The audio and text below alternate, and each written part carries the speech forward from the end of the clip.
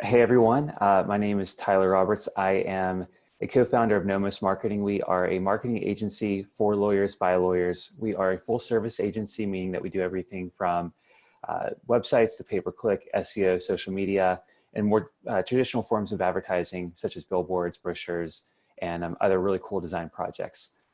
We are doing a series of live webinars and live streams to talk to other professionals in the legal space about what lawyers should be doing during this time to push their practice forward. Today, I'm joined by a good friend, Alicia. She is the founder of Aquino Trial Services. We're going to do a little bit of a deep dive into what she does. And so I'm going to hand it over to her to introduce herself and tell us a little bit about Aquino Trial Services. All right. Thank you so much, Tyler. I really appreciate the invitation today. So again, I'm the owner of Aquino Trial Services. I started my own business about 3 years ago after leaving the law firm. I've been a 15-year paralegal and was helping attorneys prepare and get organized for trial, and I was in the courtroom. And then I found that there was a need for, I would see other attorneys kind of stumble and like with technology, and I was like, wow, I could see myself really helping other law firms of succeeding at trial with preparation and organization. And so I started my own litigation company. It's kind of a full service as well. So I could be a legal concierge. So if you need help with setting up a war room, drafting of the documents, and then also the technology aspect of, I use Trial Director and OnQ. So to present the actual evidence inside the courtroom. So if you need something blown up, highlighted, annotated, video deposition clips, if you need any additional graphics, we also help with PowerPoint, your opening and your closing, and then the overall storytelling and strategy of the case. So that's kind of what we do. And yeah, our slogan is the key to a successful, the key to a seamless trial. So I love that. That's great. So tell us just a little bit about what sets your practice apart from other litigation consulting companies. I think for me, having a strong paralegal background has been very beneficial. Some of the trial techs, so trial technology, legal technology for the most part is the male-dominated field. The things that I do, you'll have court reporters or videographers or some people more in the IT space, and so they don't really know the understanding of how litigation from start to finish. And that's something that sets us apart, is that we know what, filing the case in the court, the summons and the process of service, all the way through discovery, through ESI, through, from start to finish, we're able to jump in and help out with that strategy. So that's something that puts us apart. Okay. So I think what's interesting, and this is something you and I have talked about before, which is how COVID-19 is affecting kind of that process. Courts are closing down, or they're experiencing major delays in terms of, the types of cases they can hear. And so how has that affected your business? So my business specifically, because the courts are closed here in California, they for at least 60 days.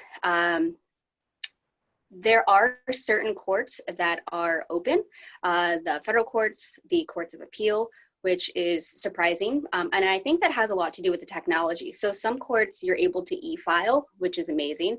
The state courts, they're not able to accept actual physical paper. Like in San Diego, there's nobody there at the courthouse to check the mail. There's nobody answering the phones. And so for my business specifically, no trials are going forward, so we can't get 200 jurors in a single room. So that's kind of how it's affected my business. But it's been great to really check in with the clients and the attorneys and say, hey, we can do a mock trial. There's online mediations. There's there's different ways that we can get ahead of how do you move your case forward. And there's some law firms who are kind of like, okay, what are we doing right now? How do we move the case forward? And this is something that I'm able to help with. Of okay, well, let's develop a mock trial, or let's have a focus group, or what's going on with your discovery. Now that you have a little bit extra time, what I've seen in my experience is that you'll have a case for say 2 years, and you'll have the lead attorney just kind of in the back burner, and you'll have, the associate just kind of doing all the discovery and really ramping up the case. And then the lead attorney last minute is like, okay, what is this case about? Let me dive deep into it and get an understanding. Well, now that trials have been postponed, it's really a great time for the entire trial team to have those meetings, to get in there, discuss your 90-day plan, your 60-day plan. Is there any additional evidence that you can tell your story or talk strategy? And so I think that's something that's going to be key right now, is just taking a couple minutes and do a reevaluation of case strategy. Excellent. So one thing I heard you say was mediations, doing that virtually. Like, what does that look like? And, for attorneys who haven't explored that option, what are some tips that you would have for them? I think it's amazing. This whole COVID-19, it's really forced attorneys to, they're kind of forced to understand and kind of dabble in more technology. You have some attorneys who are like, oh my goodness, technology, they're scared and they're frightened of change. Well, now, they're having to do remote depositions, they're having to have Zoom conference calls. And so really I guess it's not actual interaction, but the video interaction. So mediation, it's online and virtual, online mediations and virtual mock trials and focus groups have actually been around for about 3 or 4 years. So it's nothing new. It's just that some attorneys have chosen to test it out. It works for some sort of practice groups, and it doesn't work for all. So for the mediations now, it's the same kind of layout. If you have a Zoom, you're able to present evidence, you're able to present, share your screen, the breakout rooms. It would be the same kind of concept, but just not face-to-face. Some of the feedback that I received is some of the attorneys will show up to actual mediation, and it's kind of the intimidation factor of, here's my big guns and I want to settle this case for $5 million.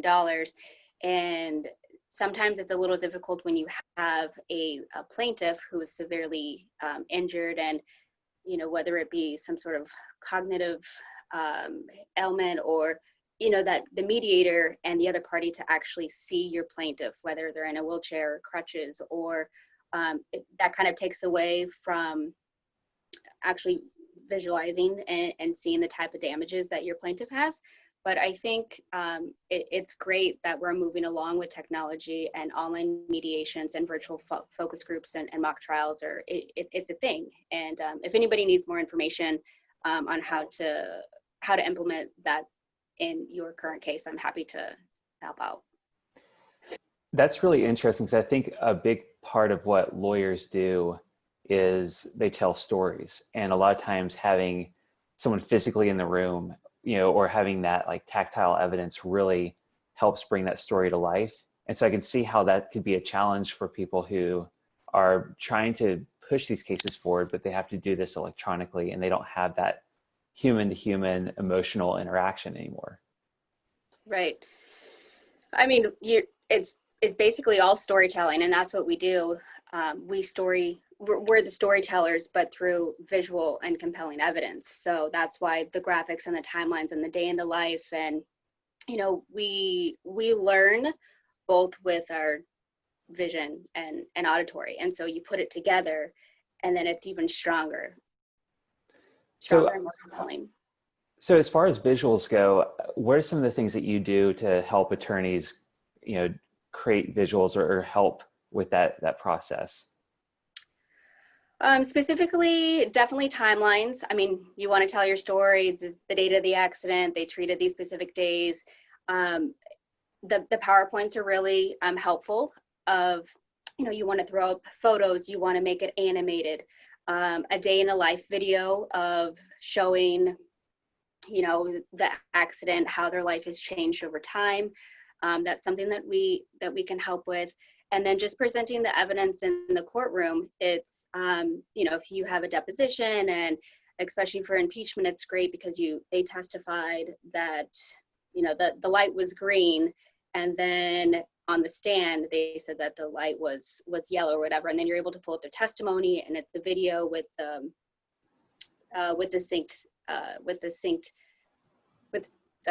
it's the video with the synced testimony, and they're able to impeach the witness on the stand. And sometimes when the deposition is being recorded, it's your body language, you know, are you rolling your eyes? Is your attorney like poking you up?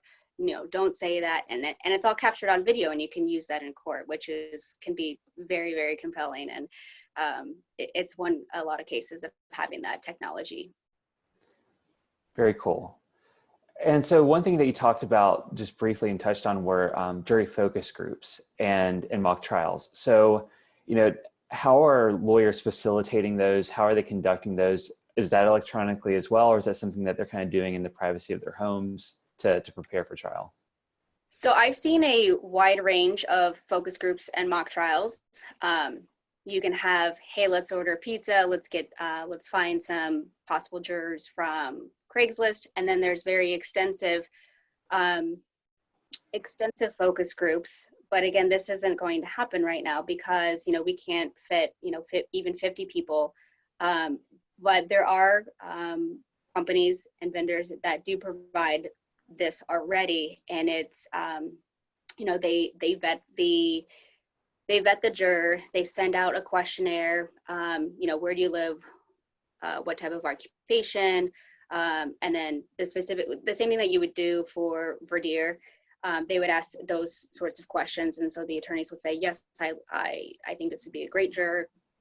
And then you can do an hour, you can do 3 hours. Each party kind of puts on the case. You present different evidence. And then some of the companies, they have amazing analytics. And so you say a specific type of fact pattern, and it pulls up the analytics of, so each juror, you know, you say some sort of statement, and then the jurors will say, yes, it's likely that I believe this person, or no, I don't. And then they're able to type in comments. And so after this, you know, say 3 hour focus group, the analytics and the data that's received from this small session is just amazing. It's not a cheap process, but, you know, when you're talking about a $5-10 million case, it's invaluable. Yeah, I mean, that to me sounds like, you know, the future for jury selection in terms of having that data and to be able to make those decisions.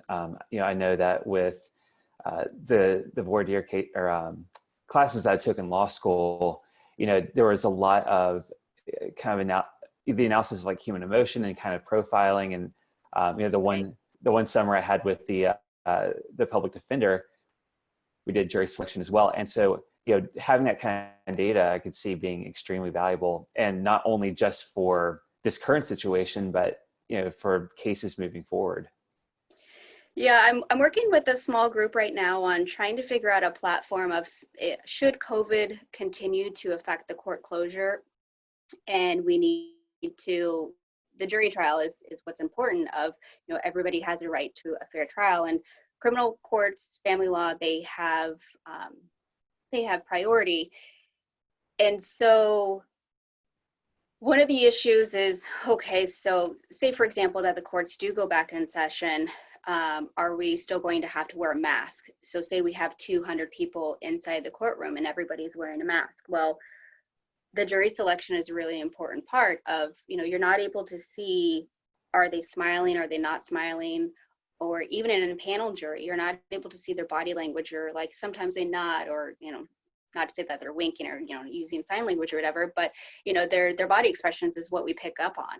And as a lot of the jury consultants will tell you the same thing of, you know, you could typically kind of tell how the jury is swaying. And if you can't see, if you can only see their eyes, it may present a problem on trying to see where your case is going, of how the jury reads you.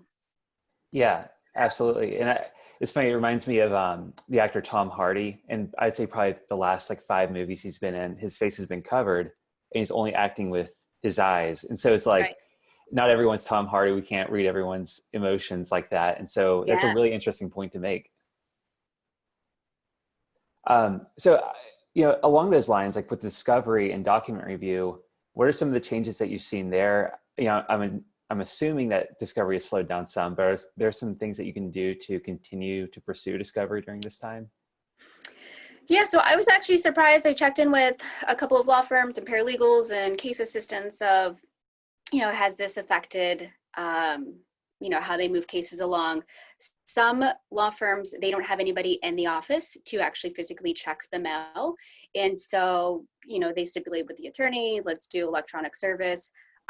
There's some law firms and attorneys that I have heard that they're still not accepting e-service, and they're still making law firms, I think, just go through the hoops of, okay, we understand that you're working from home, but you now have to go get a printer, and you now have to figure out how to mail this 200-page stipulation exhibits in order, or whatever it may be, to the office. So they're making the attorneys kind of go through additional hoops, which I don't know if that's completely entirely ethical, but in discovery, so you're still able to serve subpoenas for medical records, for business records. I was surprised that I was told that the medical facilities, if you have a personal injury case, that because now the office is not seeing patients, that they're able to process those subpoenas for medical records even quicker. So that was nice to hear. And then, of course, video depositions, you're still able to do that.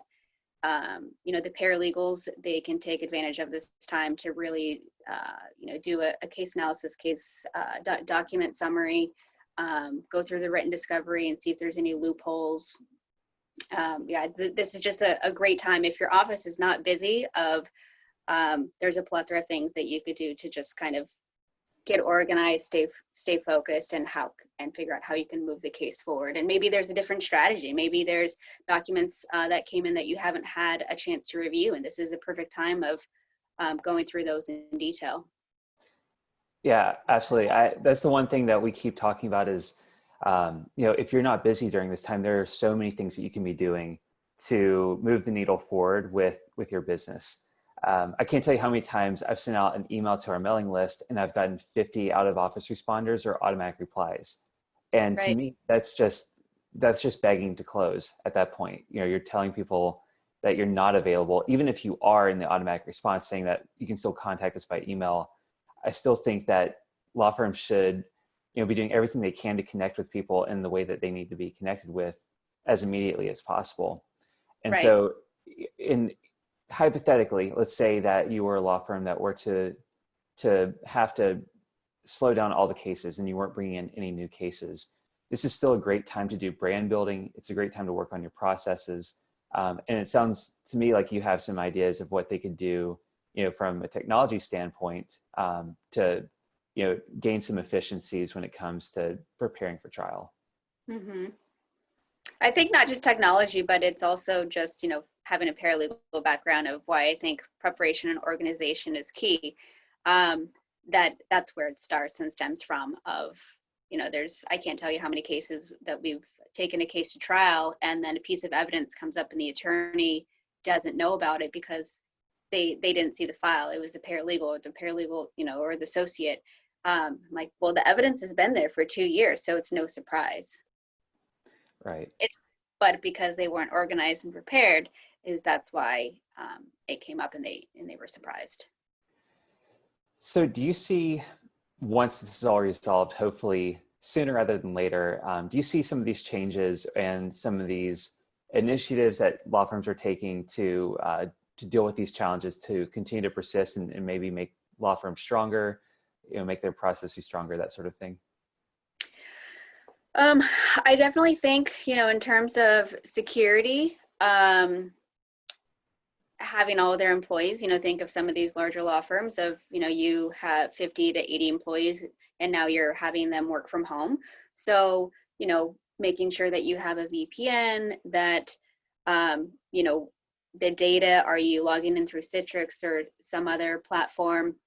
Because now 80 of your employees are now accessing the client's files from home. And I think for me, it's privacy is huge. Are there going to be any data breaches? I do like the fact that, you know, I'm here in San Diego and commuting isn't, it's not the greatest thing to spend 2 hours of your day in the morning or of your day in the car. And so I think law firms having, seeing their employees being able to work remotely and see that they're able to be efficient and still productive, and you know, you have an 8-hour day and they're still billing, you know, they can bill 8 hours instead of 6 hours, or you know, whatever it may be. I think from an HR and firm administrative standpoint, I think they're going something to do with the law firm and their employees. I think it's going to have a shift because they're now more confident in having their employees being able to work remotely. Yeah, definitely. So I kind of want to pivot here to talk a little bit more about what you're doing in the San Diego community, because I know that helping others is really important to you. So what are you doing during this time to connect with other legal professionals in the San Diego community, you know, to help them through this time? Of course. So I've been in San Diego for about 10 years. I've been on the board of several legal associations. Giving back to the community is just everything to me. You know, whether it be with homeless shelters, domestic violence, Voices for Children. And so it's just always been something that's been really important. And to me right now, there's a lot of small businesses that are struggling, you know, the restaurants. And so for me, it's supporting those other, you know, ordering takeout, making sure that I share their, did I get muted? Am I still good? You're still good. Sorry. Okay. So just checking in with all the small businesses, sharing their posts, sharing what we can do for the community. On my social media, I'll have posts about, you know, what's going on, where do you, for like the stimulus checks or small business loans. I'm a part of several groups, and it's just providing resources to the community and really helping them out. Yeah, I think that's something you and I talked about earlier, which is just, this is such a good time to build community and to make connections with people that you wouldn't otherwise have the opportunity to meet in person. And Right. you can do that in such an authentic way by just providing resources and helping people, which it sounds to me like that's very much ingrained in the culture of your business. It is. And, you know, me being as a small business as well, I mean, the power of networking is amazing. And I love linking and connecting people. And you know, I needed a payroll person, so reached out to my network, or somebody said, oh, hey, I needed a website designer. I need, you know, whatever it may be. And like, you're able to connect and link. And I'm super grateful that my business is mostly referral based. And I think that really means a lot when you can suggest of, here's my real estate agent, or here's my financial planner. So being in the community and giving back, and then, you know, in return, it somehow comes back to you. So it's amazing. Yeah. And now is such a great time to do it because you can just jump into all these virtual happy hours and things like this, where you get to meet other professionals. For those of you watching this, I actually attended your happy hour. What was that, like 2 weeks ago? It was like one of the first ones, but it was great because I had another happy hour in Atlanta right before that. So I was hitting, you know, one in Atlanta, one in San Diego. The next night there was one that was, I believe, from Alabama. So it was like, you know, we're hitting all these different happy East hours. Coast to West Coast. Exactly. And you get to do that from the comfort of your own home.